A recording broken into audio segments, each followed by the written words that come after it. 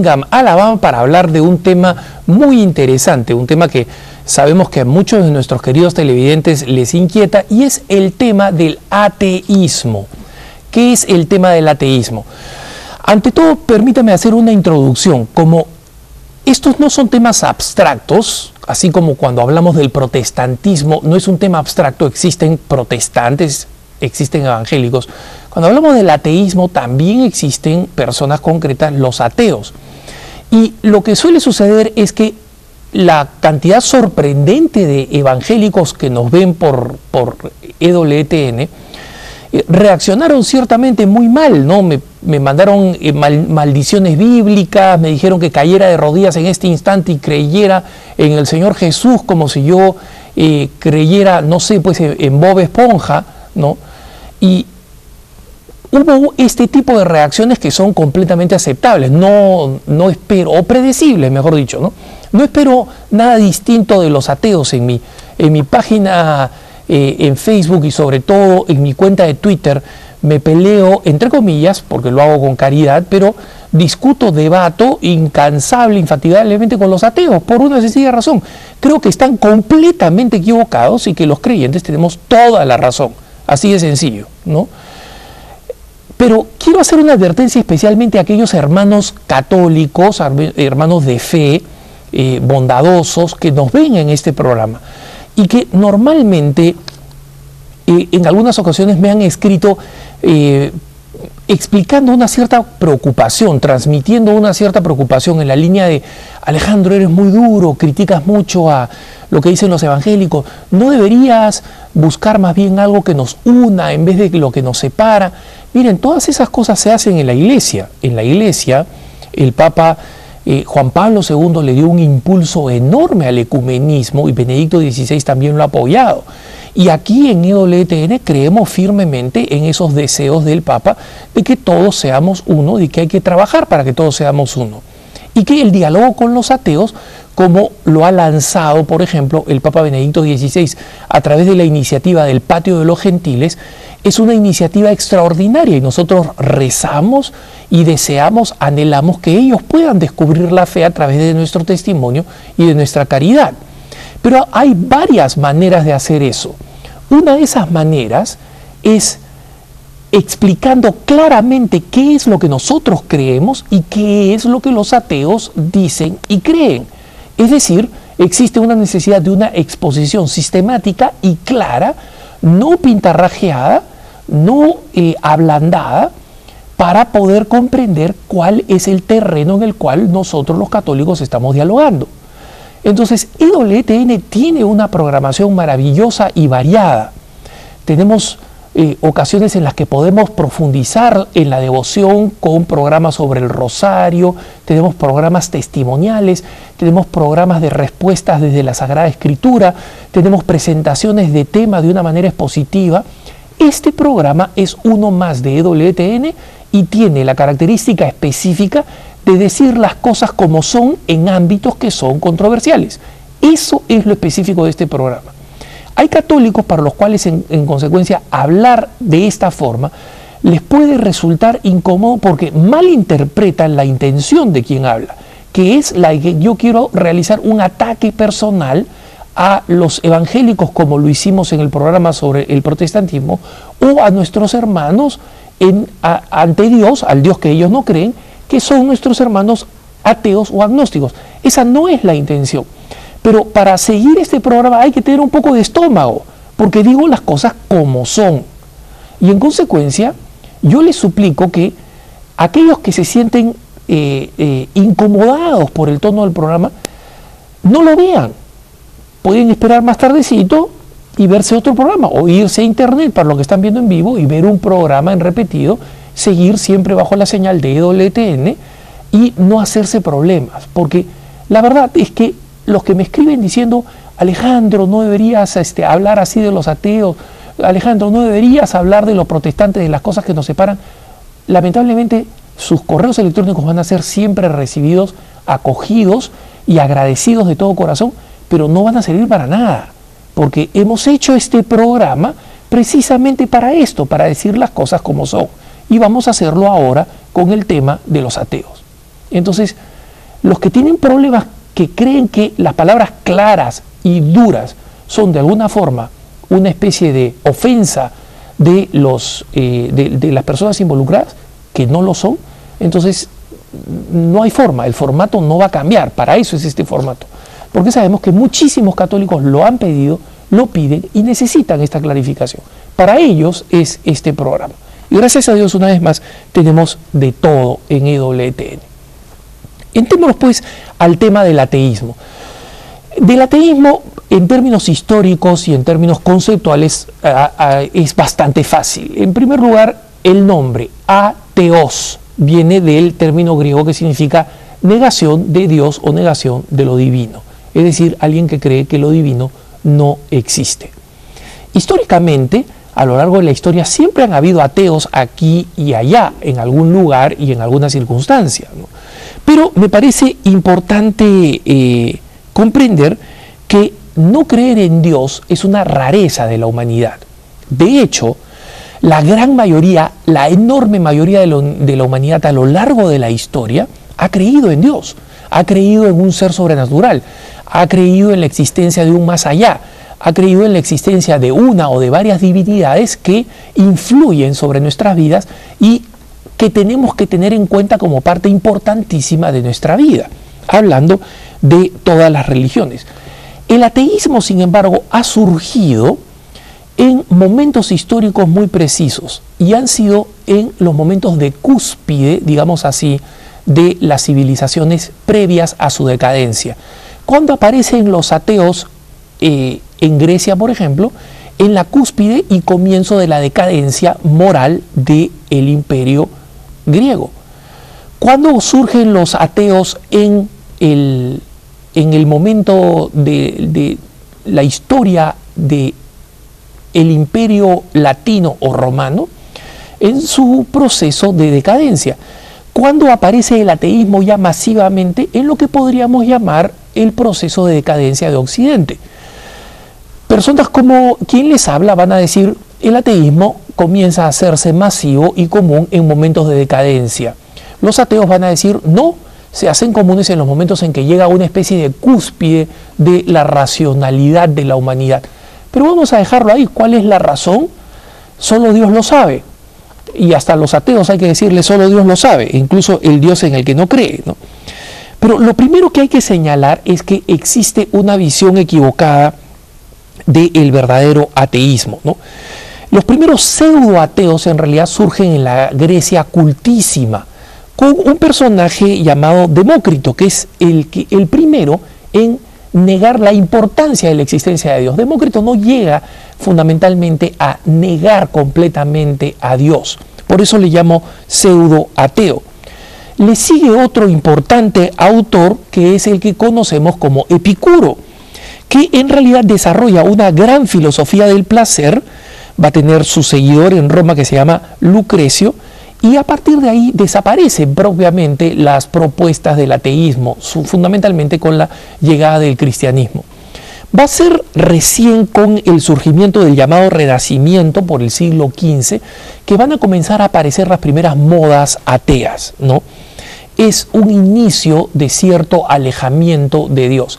Este inicio, por si acaso, no es propiamente el inicio de la historia del ateísmo. Si ustedes ven ateísmo en Wikipedia, por ejemplo, la famosa enciclopedia en la web, se van a encontrar que tratan de presentar como ateos, entre comillas, a algunos personajes que se dedican a desarrollar la ciencia. Presentan como ateo, por ejemplo, o como padre del ateísmo o abuelo del ateísmo, a Leonardo da Vinci, ¿no? Que tuvo toda su creación en torno a su fe, una fe muy particular, pero fundamentalmente una fe católica. Y vamos a ver más adelante cómo comienza a existir esta especie de sofisma que pretende argumentar que en realidad el ateísmo va creciendo con la ciencia. En realidad tiene poco que ver con la ciencia. El primer gran ateo proviene básicamente de la filosofía. Su nombre es Feuerbach, Ludwig Feuerbach. Ludwig Feuerbach es el primero en decir, Dios no existe. Dios no es el que ha creado al hombre, sino que el hombre es el que ha creado a Dios. Y por creer en Dios, el hombre vive enajenado, vive alienado. Esta idea va a ser tomada, como sabemos, por Marx, que rápidamente va a hablar del llamado, entre comillas, ateísmo científico. Pero el verdadero maestro supremo del ateísmo moderno es Federico Nietzsche. Federico Nietzsche es el que escribe en su obra maestra Así hablaba Zaratustra, un texto que proclama oficialmente por primera vez Dios ha muerto, y que dice Dios ha muerto y nosotros lo hemos matado, y abre así la época del ateísmo militante. Un ateísmo, dicho sea de paso, que va a tener dos influencias muy grandes en el caso de Nietzsche: el nazismo y el terrible ateísmo, el asesino del nazismo, y luego lo va a tener en los pensadores existencialistas, en pensadores modernos como Sartre o como Foucault, como Derrida, ¿no? Todos estos autores ya los hemos mencionado en el programa en el que hablamos de el relativismo, porque efectivamente la negación de Dios está ligada con el relativismo, ¿no? No es la misma cosa, pero están muy ligadas. Así que no voy a repetir estos autores, ¿no? Señalo por ahora simplemente que el ateísmo de origen propiamente científico es fundamentalmente un ateísmo que es una moda contemporánea, una moda. Veamos, por ejemplo, el sondeo de la zona más atea del planeta, que es Europa, la Europa occidental o la Europa de la Unión Europea. Pueden ver ustedes en pantalla este resultado de una encuesta que se realizó en el 2005 en la Unión Europea, y se le preguntó a la gente: no creo que exista ningún espíritu, Dios o fuerza vital. Quienes afirman esto fue el 18%. Luego se les preguntó: ¿quién se siente cómodo con la pregunta? Creo que existe alguna clase de espíritu o fuerza vital. No un Dios, pero un karma, una cosa así, un chi, ¿no? 27%. Y luego, creo que existe Dios, 52%. Este resultado es muy interesante porque nos revela que el número propiamente de ateos en la zona más atea del mundo es bastante bajo. El problema real es que en estas zonas existe otro fenómeno que no es el que vamos a tocar aquí directamente, que tocaremos en otro programa. Es que existe un tremendo agnosticismo. El agnosticismo es básicamente lo que podríamos llamar un ateísmo práctico, es decir, el actuar y vivir como si Dios no existiera, aunque uno teóricamente crea que existe. Y este ateísmo práctico, por supuesto, significa básicamente creer que el tema de Dios, exista o no, es irrelevante, y supone ciertamente una cierta enfermedad de soberbia cultural. Pero vamos a ver un poco más al detalle cuáles son las características de este ateísmo más dominante hoy en día y cuáles son sus principales argumentos cuando volvamos de la pausa después de este corte en cara a cara. No se vayan.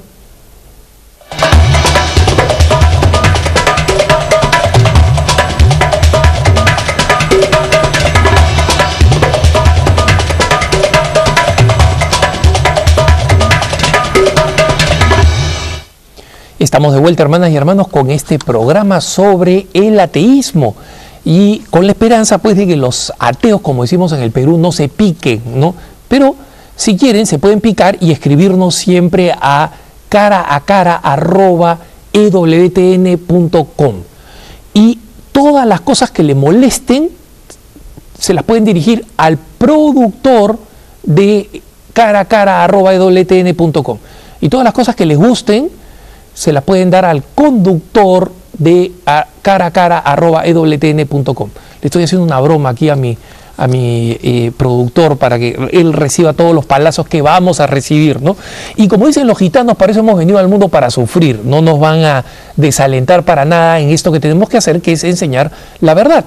Así que al toro por las astas. Existe un mito actual, un mito enorme, sobre todo entre la gente joven, mal informada, porque la verdad que he pescado bastante ignorantón en mis debates que les comentaba en Twitter, ¿no? Con personas que se declaran ateas. Pero existe una moda que es la de creer que el ateísmo es científico. Y es decir, que cualquiera que cree en la ciencia y en la razón, etcétera, etcétera, necesariamente es ateo. Esta idea tiene su origen, ¿sí? Su origen en 1914, cuando un señor llamado James Henry Leuba, era un psicólogo de la religión, completamente obsesionado con la idea de que cualquier experiencia religiosa era solamente una experiencia o psicológica o neurológica. En alguna parte del cerebro estaba la cuestión Dios, ¿no? Que no era una experiencia sobrenatural. Y obsesionado con esto, trató de demostrar que todo científico, en el fondo, no creía en Dios. Y entonces, en 1914, hizo un sondeo de opinión, uno de los primeros, entre 1000 científicos norteamericanos. De estos 1000 científicos, 58 de ellos señalaron que tenían un escepticismo o duda en la existencia del Dios judeocristiano. Pero miren acá la afirmación, ¿eh? Escepticismo o duda en la existencia del Dios judeocristiano. Si leen ustedes esto con detalle, les pregunto, ¿esto significa que una persona es atea? No, acá estamos viendo escepticismo, o sea, ¿ese es escepticismo? No. O duda, ese es duda, ¿no? Escepticismo o duda de que en el Dios judeocristiano, ¿eh? No en un Dios, el Dios relojero, digamos, de Rousseau o de Voltaire. Entonces, esta ya fue una especie de conclusión forzada de que el 58% de los científicos eran ateos, porque no creen o tienen escepticismo o duda sobre el Dios judeo-cristiano, ya eran inmediatamente calificados o catalogados como ateos, ¿no? Este sondeo, ya Leuba muerto, se repitió en 1996 y arrojó como resultado que el 61% entre 1000 científicos norteamericanos afirmaban lo mismo, ¿no? Escepticismo o duda. Ojo, no ateísmo, 61%. Eso quiere decir que entre 1914 y finales del siglo XX, el crecimiento de personas que se declaran con esa duda ha sido del 3%, ¿no? O sea, es curioso que en el siglo de los desarrollos tecnológicos, Dios no haya terminado de desaparecer como pronosticaba Nietzsche, ¿no? Este filósofo. Resulta que en base a estos resultados, hay algunos científicos o algunos comentaristas científicos que han tratado de plantear este tema filosófico de que Dios no existe, y especialmente de que el Dios cristiano es totalmente falso, de una manera que quiere ser racional y científica. Ciertamente el más famoso de ellos es el científico británico Richard Dawkins. Aquí nosotros podemos ver esta foto de Dawkins, que es un famosísimo biólogo evolucionista británico, y que en el 2006 escribió el libro The God Delusion, que ha sido traducida a 31 idiomas. Solo en inglés se vendieron 3 millones de copias. Traducido a 31 idiomas, vendida 3 millones de copias. La versión en español, para lo que les interesa, se llama El espejismo de Dios. Dawkins, cuando cuenta su propia experiencia, señala que él era una persona que se crió en un ambiente anglicano, protestante, normal, ¿no? Que hasta los 12 años creía devotamente en Dios, pero que a partir de los 12 descubrió que el evolucionismo, especialmente el evolucionismo de Darwin, era más que suficiente para explicar un mundo sin Dios, y que el evolucionismo era más eficaz y más convincente para explicar la existencia del mundo y del orden en el mundo y del desarrollo de las especies, etcétera, que Dios.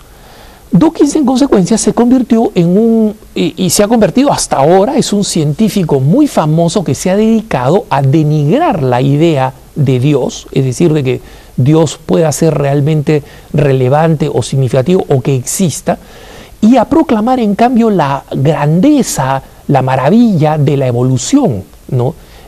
sobre todo a través de algunos videos que ha hecho, a través de algunos programas y libros que hablan de la magnificencia de la evolución y de la naturaleza.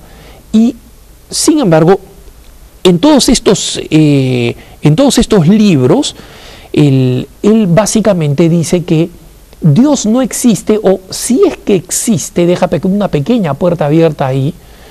Él ciertamente no es un Dios que intervenga para nada en la realidad y en la historia. No tiene nada que ver con la realidad y la historia este Dios. Este argumento fue sumamente popular, ¿no?, con esta idea. Y él, por esta misma razón, ataca fundamentalmente no solo a la idea de Dios, sino específicamente a la idea de un Dios cristiano. Es decir, de que pueda existir un Dios como el cristianismo lo dice. Y en consecuencia, en este libro de El espejismo de Dios, él argumenta que la naturaleza es suficiente para poder afirmarse a sí misma como existente.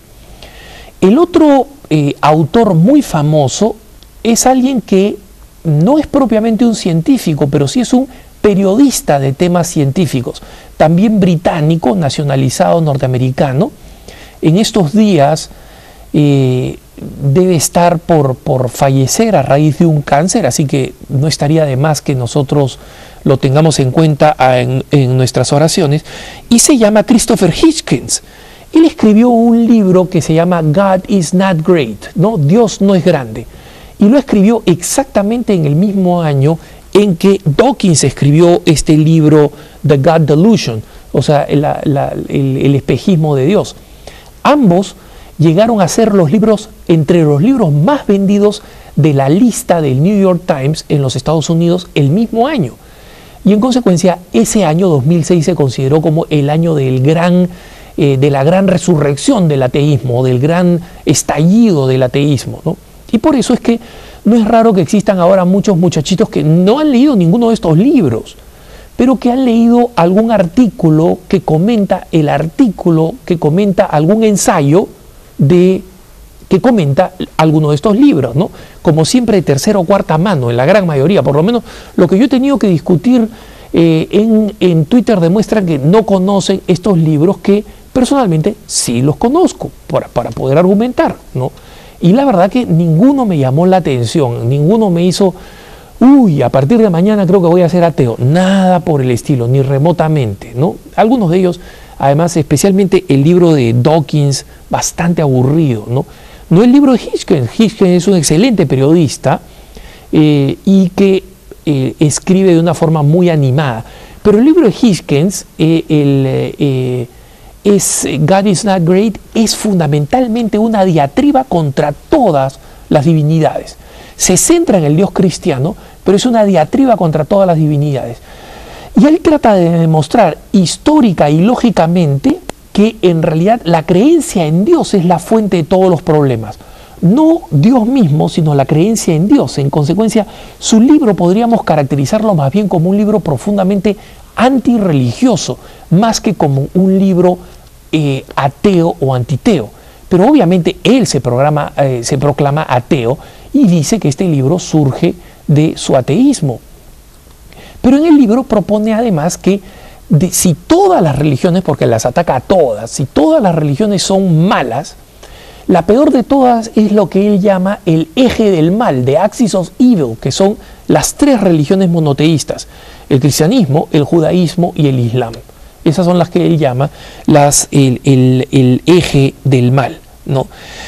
La obra fue ciertamente popular, pero muchos periódicos ingleses y norteamericanos, como el Financial Times, por ejemplo, como el Wall Street Journal, señalaron que el libro era en realidad una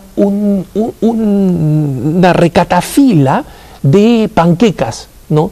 El hombre había tomado temas uno encima del otro y le había echado cualquier tipo de miel o de sirope encima, con tal de obtener un producto final que fuera antiteo, ¿no? Y en consecuencia cuestiona la seriedad intelectual de Hitchens. Y esto me parece que es bastante legítimo porque el libro, como digo, es extremadamente entretenido, pero uno dice, ya muy bien, este señor despachó todo su hígado en este libro, ¿no? Todo lo que odiaba a la religión lo ha despachado con ingenio, con agudeza, etcétera. Pero ¿dónde están los argumentos? ¿Dónde están los argumentos? Me encantó toda la lechuga, pero ¿dónde está la carne, como dicen en mi país? Existe otro importante científico, y este sí de mucha gravitación, que tal vez ha tenido el impacto más reciente a favor del ateísmo. Y me refiero al famoso científico Stephen Hawking, ¿no? Stephen Hawking, como saben ustedes, es sin duda una de las mentes más brillantes, a pesar de su enfermedad neurológica que lo mantiene en esa silla de ruedas automatizada y electrónica como la que ven ustedes en pantalla. Es una de las personas más brillantes que existen en el mundo de la cosmología y de la física cósmica. Él ha tenido, con la lucidez de su cerebro, propuestas sobre el estado, el origen y la historia del cosmos que realmente han sorprendido al mundo contemporáneo, y se puede decir que es en su ámbito una de las mentes más brillantes del final del siglo XX y del siglo XXI. Hawking siempre tuvo una postura bastante favorable a Dios, al punto que él fue propuesto y aceptó la invitación a formar parte de la Pontificia Academia para las Ciencias, ¿no? De la que creo que todavía es miembro. Pero las cosas cambiaron cuando el 2010 Hawking publica un libro que se llama The Grand Design, o El Gran Proyecto, o El Gran Diseño, si queremos verlo así, ¿no? No lo he visto traducido al español. Y en él hace una serie de propuestas científicas, una vez más, interesantes, relativamente accesibles al público, a gente que como quien les habla no conoce de los detalles de la ciencia, pero en la que tiene una conclusión bastante sorprendente y bastante dura. Él dice que concluyo que no existe la necesidad de un creador para explicar la existencia del universo. Es decir, no existe la necesidad de un creador para explicar la existencia del universo. Él no dice Dios no existe, dice Dios no es necesario para explicar la existencia del universo, que cuando uno ve el universo no tiene que concluir que Dios existe. Y muy recientemente, poco antes de este su programa Cara a Cara, Hawking tuvo unas declaraciones todavía más controvertidas al periódico británico The Guardian, donde dijo textualmente, cuando le preguntaron sobre cómo veía él su futuro, su muerte, porque su enfermedad es degenerativa, ¿no? Y puede costarle la vida más temprano que tarde, él decía, creo que el cerebro es una computadora, un ordenador, que dejará de funcionar cuando sus componentes fallen. No existe ni cielo ni vida después de la vida para computadoras o para ordenadores malogrados. Ese es un cuento de hadas para la gente que le tiene miedo a la oscuridad. Es decir, tú, yo, si creemos en Dios, es porque creemos en un cuento de hadas porque le tenemos miedo a la oscuridad. Por si acaso yo no le tengo miedo a la oscuridad, ¿eh? Todo lo contrario. Yo sé que hay niñitos, por ejemplo, que no pueden dormir si no tienen una lucecita prendida. Yo todo lo contrario, la más mínima lucecita prendida me quita el sueño, ¿no?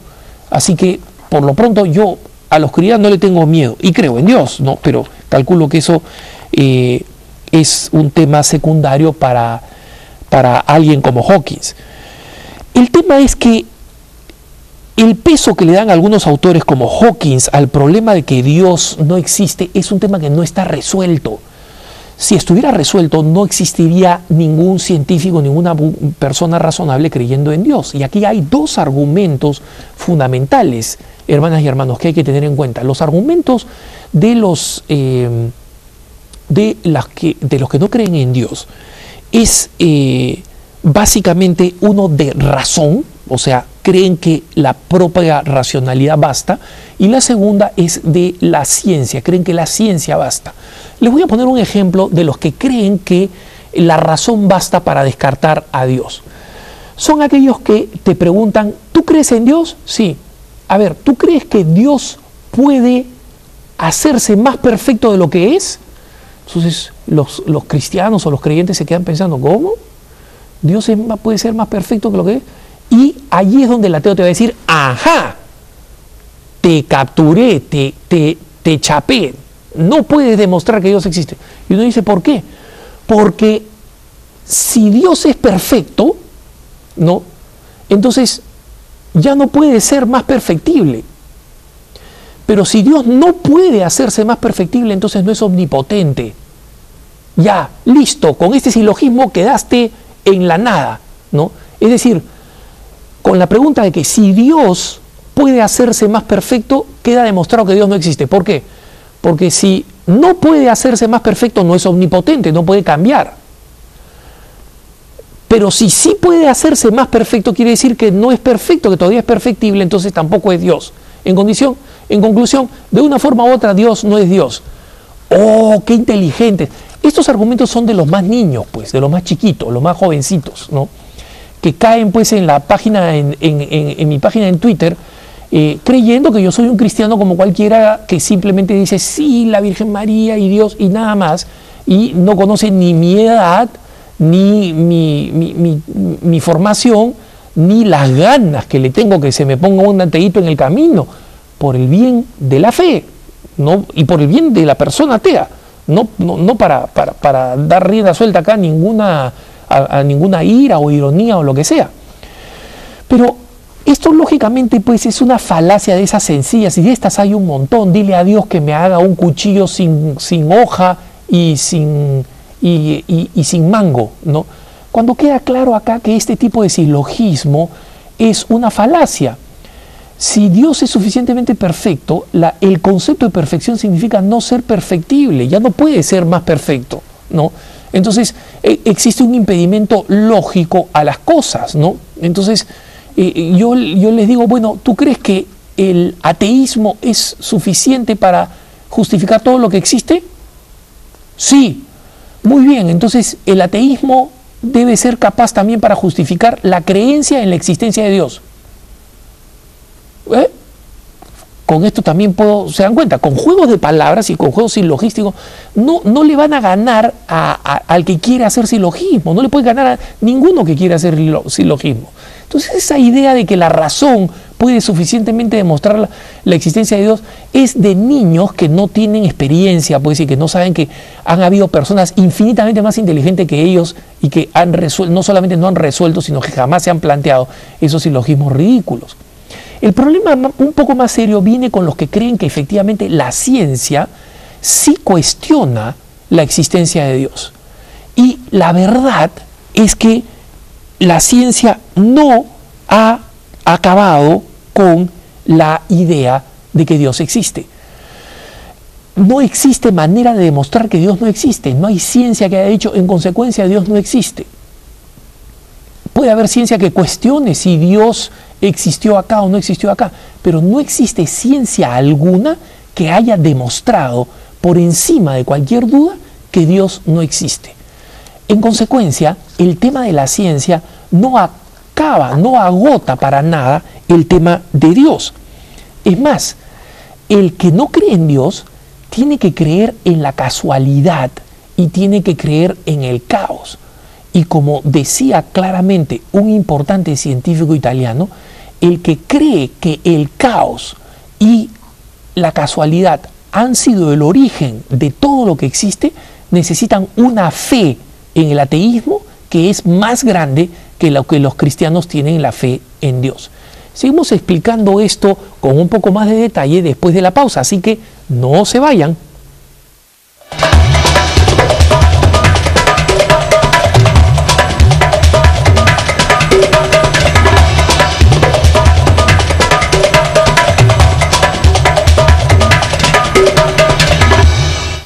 Estamos de vuelta en su programa Cara a Cara, hablando del tema del ateísmo y viendo cuál es su relación con la ciencia, si efectivamente la ciencia concluye que el ateísmo es cierto. Muchas veces muchos católicos han terminado aceptando con un cierto complejo de inferioridad este acerto o este pseudo principio de que la ciencia demuestra de alguna manera que Dios no existe y que nosotros simplemente lo hacemos por fe, creemos por fe. Pero resulta que la ciencia tiene tantos o más argumentos para proponer, por eso una vez más, no concluir, pero sí proponer que Dios existe, que las que tienen los científicos para tratar de demostrar que Dios no existe. Y por eso me parece importante comprender que, recordemos que la ciencia lo que busca es entender la lógica, los principios universales que nos explican los fenómenos existentes en la Tierra. Eso quiere decir que cuando nosotros sabemos que si dejamos caer en circunstancias o en situaciones atmosféricas normales una piedra de este punto, va a caer hasta este punto. ¿Por qué? Por el principio de la gravedad que ya ha sido establecido como un principio científico. Pero si nosotros no supiéramos si es que esta piedra va a caer, no tendríamos un principio científico o no habríamos descubierto cuáles son las leyes que gobiernan que este pedazo de piedra se quede flotando o caiga. Si es que la ciencia hubiera concluido que Dios no existe, no habría ninguna duda, como no existe duda sobre la gravedad. Nadie dice, toma un objeto, como puede ser esta taza que yo tengo acá, y la pongo dispuesta a que caiga, diciendo, hoy día podría ser que la gravedad no funcione. Todos sabemos que funciona. La ciencia ni remotamente ha concluido con ese grado de certeza que Dios no existe. Simplemente no lo ha concluido. Y por eso es que me parece importante para convencerlos más de esto y para convencernos como católicos de esto, que la no existencia de Dios es en realidad algo completamente inaceptable para una cantidad importante de científicos de la más alta talla que creyeron en Dios. Y aquí quiero hacer una lista bastante limitada, porque existen muchos más, pero el programa no nos da para mencionarlos a todos, ¿no? Una lista de grandes científicos que creyeron o creen en Dios porque están vivos, ¿no? Que comienzo solo con los más modernos, entre ellos con Louis Pasteur. Como saben ustedes, Louis Pasteur, que es el padre de la microbiología, y fue un devoto católico fallecido en 1895, que tenía un dicho famoso, dice, cuanto más conozco, más se parece mi fe a la de un campesino bretón. Los campesinos bretones son los campesinos del norte de Francia, de la zona llamada Bretaña, ¿no? Donde la gente tiene una fe muy sencilla, tiene una fe muy fuerte y muy firme, que no busca para nada confirmación científica. Junto con Louis Pasteur yo pongo a otra de mis heroínas, Marie Curie, ¿no? Marie Curie fue la descubridora con su esposo Pierre de la radioactividad, y por si acaso se convirtió en la primera mujer en recibir el Nobel de Física en 1903, la primera mujer en recibirlo. Primer Nobel de la historia, una mujer profundamente católica y convencida de su fe. Nada de sus descubrimientos científicos ni de su Nobel jamás le hicieron pensar lo contrario.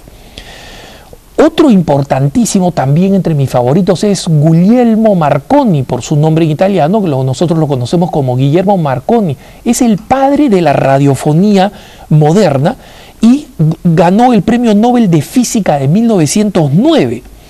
Era no solamente devoto católico, sino que Marconi fue el que creó como una donación Radio Vaticano para que pudiera transmitir alrededor del mundo, porque solo Marconi creó y dominaba la tecnología de la transmisión de larga distancia que hoy conocemos como onda corta. En la lista sigue el súper conocido judío devoto Albert Einstein. Es uno de los científicos más reconocidos, pero pocos saben que este Premio Nobel de Física de 1921, creador de la teoría de la relatividad, tenía expresiones como estas: hay dos maneras de vivir una vida. La primera es pensar que nada es un milagro. La segunda es pensar que todo es un milagro. Yo de lo que estoy seguro es que Dios existe. Esa fue la conclusión de Albert Einstein, el padre de una de las teorías que han revolucionado la forma como vivimos hoy en día en términos de energía. Arthur Compton es otro famoso ganador del Premio Nobel de Física de 1927, que fue el descubridor del famoso efecto Compton. En la foto que vemos acá, Compton está con la fórmula físico-matemática que le permitió llegar a esta conclusión. Compton era no solamente diácono de una iglesia bautista evangélica, sino que además escribió esto en uno de sus libros. No me cuesta tener fe, porque el orden e inteligencia del cosmos dan testimonio de la más sublime declaración jamás hecha. En el principio creó Dios. Y así terminaba con 3 puntitos. En el principio creó Dios. Saben ustedes que es una frase del Génesis, ¿no? En el principio creó Dios los cielos y la tierra, y toda la creación comienza con esa descripción: en el principio creó Dios, ¿no? Otro autor de fe judía es Ernst Boris Chain. Este es otro importante pensador, es un judío nacido en Alemania, Premio Nobel de Medicina de 1945. ¿Por qué? Porque descubrió con Fleming, el famoso, la penicilina, es decir, esta medicina que finalmente acabó con las infecciones que eran mortales, ¿no? Durante la guerra, durante las grandes atrocidades. Simplemente las heridas se convertían en una fuente de muerte, ¿no? Este Boris Chain decía: la probabilidad de que un acontecimiento como el origen de las moléculas de ADN, es decir, del ácido desoxirribonucleico, el que está en el corazón de la naturaleza de los seres humanos, él decía, el origen de las moléculas de ADN haya tenido lugar por pura casualidad, es sencillamente demasiado minúscula para considerarla con seriedad. Es decir, la realidad de la observación científica nos lleva a los científicos a ver objetos de tal perfección que existen 2 posibilidades: o crees que es la casualidad, o crees que una inteligencia lo hizo. Y creer en la casualidad requiere mucha más fe.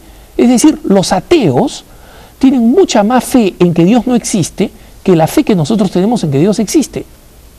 Entonces, está bien, esa es cuestión de ellos. Pero lo importante es que entiendan que no pueden reclamar que es la ciencia la que les da ese sustento. Sigo con otro famoso, Max Born. Max Born fue Premio Nobel de Física de 1954.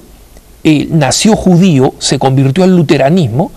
Max Born, para los más jóvenes, por si acaso, no es ni más ni menos que el abuelo de la famosa cantante australiana Olivia Newton-John, que fue sumamente popular en su época, todavía se escucha por ahí.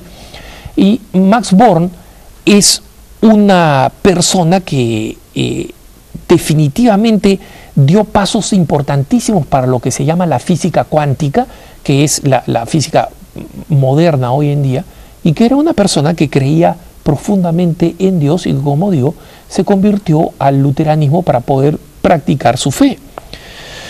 Otro coloso científico es Arno Penzias. Este es uno de los personajes más importantes. Acá Arno aparece en esta foto, el doctor Penzias, con uno de los equipos que le permitió descubrir el fenómeno de la radiación cósmica, ¿no?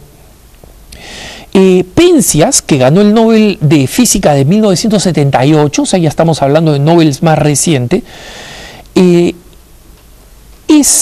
descubre la radiación cósmica y, en consecuencia, la capacidad de medir las distancias en el espacio. Y lo más curioso es que algunos científicos, como el mismo Hawking, utilizan su descubrimiento para tratar de argumentar de que Dios no existe. Es decir, los científicos de hoy en día tratan de argumentar de que Dios no existe, lo hacen basados en los descubrimientos de Arno Penzias, que este científico judío decía lo siguiente, escuchen qué frase más impresionante de Arno Penzias.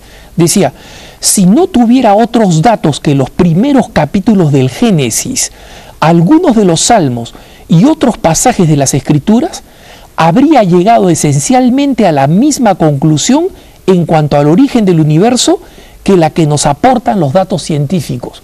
Es decir, en otras palabras, Penzias pensaba, de solo analizar y estudiar los datos científicos, lo que le deberían hacer al científico es decir, Señor Dios nuestro, qué admirable es tu nombre en toda la tierra. Salmo 8. Él dice los Salmos y el Génesis, ¿no? El Salmo 8 es mi agregado, mi condimento, mi extra, ¿no? Porque me gusta a mí, pero yo no soy científico. Me gustaría también mostrar la foto de Christian Amundsen, un premio Nobel de Química de 1972, que trabajó en los aminoácidos y que es lo que se llama como el padre del dogma de Amundsen, ¿no? Amundsen nació en una familia nórdica luterana, pero se convirtió en los Estados Unidos al judaísmo ortodoxo. Se casó con una mujer judía practicante, eso es lo que se conoce como el judaísmo ortodoxo. Y Amundsen tenía una frase bastante más breve y que les va a gustar menos a algunos de nuestros televidentes que la hermosa que tenía Penzias. Era bastante más breve. Decía, creo que solo un idiota puede ser ateo. ¿Qué les parece eso comparado con la poesía de el Génesis y de los Salmos? Solamente un idiota puede ser ateo. No se molesten conmigo, esto no lo dice Alejandro Bermúdez, lo dice el Christian Amundsen, ¿no? Pero Alejandro Bermúdez está de acuerdo con Amundsen, ¿no? En todo caso, sigamos. Arthur Schawlow, que es uno de los padres del rayo láser moderno, es un evangélico practicante, y no solamente practicante, sino que es promotor del diálogo entre la ciencia y la fe. Amundsen recientemente escribió esto, ¿no? Al encontrarse uno frente a frente con las maravillas de la vida y del universo, inevitablemente se pregunta por qué las únicas respuestas posibles son de orden religioso. Tanto en el universo como en mi propia vida, tengo necesidad de Dios. Existe otro científico muy importante también en la misma línea que se llama William Daniel Phillips, que se convirtió en un devoto protestante metodista después de haber tenido una juventud completamente no creyente y atea mientras estudiaba en una de las universidades de élite de los Estados Unidos. Phillips decía que hay tantos colegas míos científicos que son cristianos que no podría cruzar el salón parroquial de mi iglesia sin toparme con una docena de físicos. Phillips ganó el Premio Nobel de Física de 1997, por si acaso, ¿no? Y termino la lista de los grandes científicos creyentes con Jerome Lejeune, este gran católico, amigo del Papa Juan Pablo II, descubridor de la trisomía del cromosoma 21 que produce el síndrome de Down y descubridor del llamado síndrome de gato, que es conocido científicamente precisamente con el nombre del síndrome Lejeune, defensor de la vida y científico de primerísima, cuya causa de beatificación está abierta hoy en día. La conclusión, hermanas y hermanos, es una frase de Galileo. Sí, ese que todo el mundo creería que debería ser anticatólico porque hubo un juicio contra él, ¿se acuerdan? No. Galileo Galilei decía lo siguiente: la ciencia demuestra que no somos hijos del caos y que el ateísmo no es científico. No somos hijos del caos y que se necesitaría mucha más fe para creer que Dios no existe que la fe que se necesita para creer que Dios existe. A esto le agrego un comentario de C.S. Lewis, el famoso pensador protestante. En su obra Mere Christianity, es decir, el simple o puro cristianismo, Lewis decía, el ateo tiene que ser por naturaleza intolerante. Y lo digo por experiencia propia, decía Lewis, no lo digo yo, Alejandro Bermúdez, porque nunca fui ateo, fui, digamos, no creyente, pero nunca fui ateo. Y Lewis decía, ¿por qué el ateo es usualmente intolerante? Muy sencillo, porque mientras que el creyente comparte con la mayoría de los seres humanos del planeta algún tipo de idea sobre la existencia de Dios, el creyente piensa, bueno, el hinduista no estará de acuerdo conmigo, el musulmán no estará de acuerdo, pero todos creemos que Dios existe, hasta el animista creemos que Dios existe, y eso lo hace más tolerante. El ateo, en cambio, cree que todos los demás están equivocados, y por eso esta intolerancia. De hecho, yo les puedo decir, yo he experimentado esa intolerancia cuando he tenido, o en Facebook, pero sobre todo en Twitter, polemistas ateos. Siempre utilizando adjetivos, insultos, violencias, etc. Pero hay que entender que eso es parte de su intolerancia. Y para nosotros los católicos es muy importante que a la hora de hablar con un ateo lo hagamos con enorme caridad y testimoniemos además nuestra caridad para que vea él que nosotros no tenemos la inseguridad ni la intolerancia que el ateo tiene. Es curioso, los ateos nos llaman a nosotros fanáticos, intolerantes, convencidos, ciegos por la religión, etcétera, etcétera, pero los intolerantes sistemáticos son ellos. Siempre hablan mal de la fe, siempre hablan mal y se burlan de los creyentes. Basta ver el libro de Hitchens.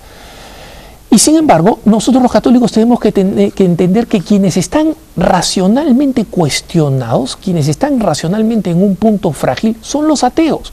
Y por eso, antes de tener que darle razón a un ateo de por qué creemos, que es lo que les encanta, hay que preguntarle a ellos qué razones tienen para no creer, en qué creen, en qué creen. Y siempre van a decir, bueno, yo no creo en Dios. No, está bien, ya entendí lo que no crees, en qué sí crees.